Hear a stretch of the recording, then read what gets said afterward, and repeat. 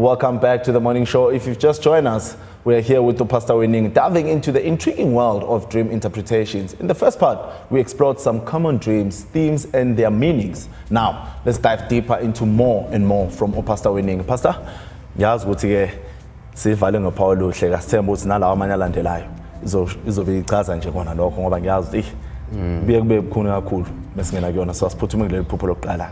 Asingene. Well, in this dream, she dreamt of her late sister urging them to attend a funeral together. But when she spoke to her, she insulted her and insisted that she was going to the funeral. So, ngabe chaza ukuthini lokho? Asike silalele. Morning. Okay, nithi iphupho elingihluphayo ngiphupha usisi wami athi sihambe emncwabeni. Kodwa sesimncwabile. So mangikhuluma naye uyangithuka. Athi angeke ungitshele ngiyaya lapho emncwabeni. Pastor? Ngathi ke sesalizwa nje ngaphambilini leli. Liyajwayelekile ukuthi uze umuntu uthiwa khona umuntu osowadlula emhlabeni. Ebuyathi asemncwabeni athi hayi sengibuya khona ke lapho ngiyaya ngenkani. Ngabe chaza ukuthini lokho? La ukuthi njoba beyemncwabeni akuveli ukuthi baye emncwabeni walosa ongasekho noma baye emncwabeni omunye umuntu ayibona.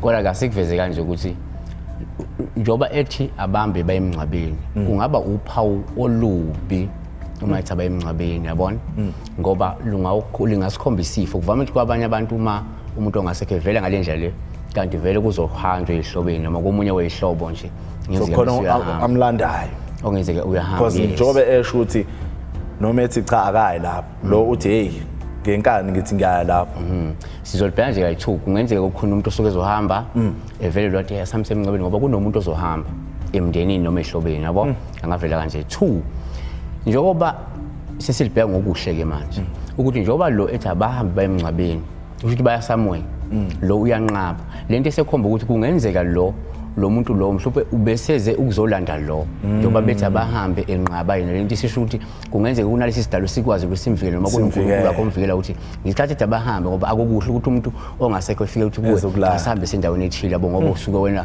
uzohamba uzokwendela kwelamathonga yabona usho ukuthi kukhona mhlawumbe ngenzeka lo muntu lo bemvukusa ukuthi ebuye ezolanda labantu lakhaya yabona kodwa njoba enqabile Alright. Hayi ikhulekise mama, ikhulekise uhlale khona umthandazweni uqine kakhulu so